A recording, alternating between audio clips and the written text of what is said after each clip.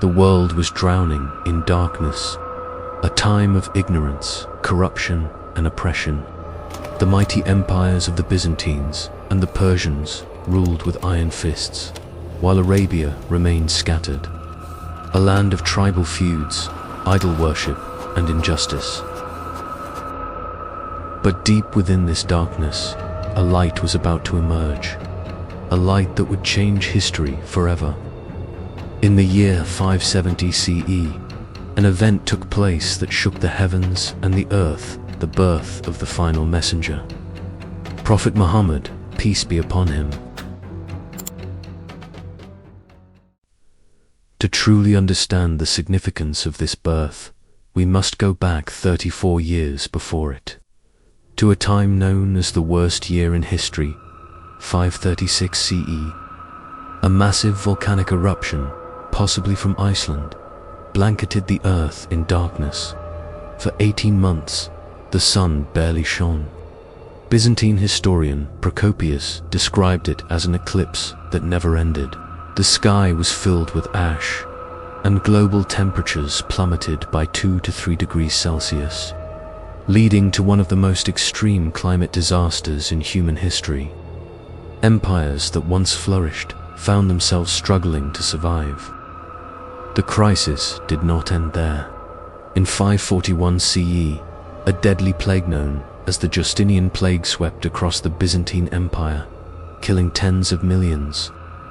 The powerful empires of Rome and Persia, already weakened by famine and war, found themselves on the brink of collapse. Meanwhile, in Arabia, the harsh desert tribes continued their long-standing feuds. They were distant from these global catastrophes, but trapped in their own cycle of warfare and idolatry. Yet, this suffering was a prelude to something greater.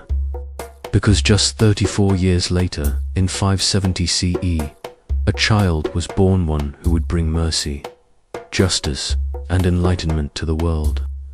The year 570 CE would forever be remembered as the year of the elephant, a year of both destruction and divine intervention. In Yemen, a powerful ruler named Abraha, the governor of Abyssinia, sought to destroy the Kaaba in Mecca. He marched with a massive army, riding mighty war elephants, believing that nothing could stand in his way. But as Abraha's army approached, something miraculous happened. A flock of small birds, known as Ababil, appeared in the sky, carrying stones of burning clay. The Quran describes this event in Surah Al-Fil, chapter 105. Have you not seen how your Lord dealt with the people of the elephant? Did he not make their plan go astray? And he sent against them birds in flocks, striking them with stones of baked clay, making them like eaten-up straw. The stones rained down, wiping out Abraha's army completely. His elephants refused to march forward, and the Kaaba remained untouched. It was a divine sign. Something great was about to happen. Just weeks later, in that same year, a child was born, Muhammad ibn Abdullah, peace be upon him. In the holy city of Mecca, on the 12th of Rabiul Awwal, Amina bint Wahb gave birth to a child who would become the greatest man to ever walk this earth, Prophet Muhammad, peace be upon him. But this was no ordinary birth. Strange and miraculous events took place, signaling the arrival of someone destined to change the world. Far away in Persia, the mighty Sasanian Empire ruled over a vast land.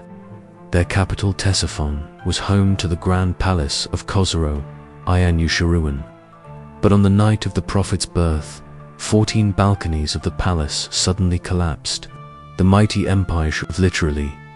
It was as if the foundations of Persian rule were being shattered. And indeed, they were. Because exactly 14 rulers later, the Sasanian Empire would fall to the Muslims, fulfilling a divine prophecy.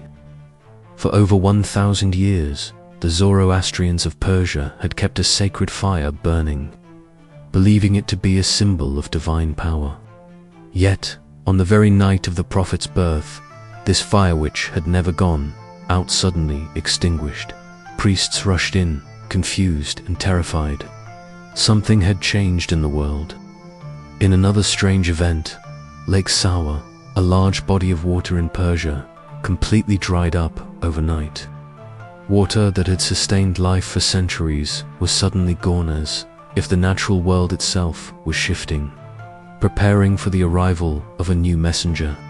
Across the Arabian Peninsula, people witnessed a bright star shining in the sky. In distant lands, scholars and mystics of various traditions saw this as a sign, the coming of a prophet. Jewish and Christian priests who had studied the scriptures knew that the final messenger was near. The world had been in darkness for centuries, but with the birth of Prophet Muhammad, peace be upon him, a new dawn had begun. The faith of Islam would spread across continents, uniting people under one God, one message, and one final prophet. The world once stood on the brink of darkness, but the birth of Prophet Muhammad, peace be upon him, brought light that never fades, a light that still shines today, guiding humanity towards faith, justice, and eternal truth.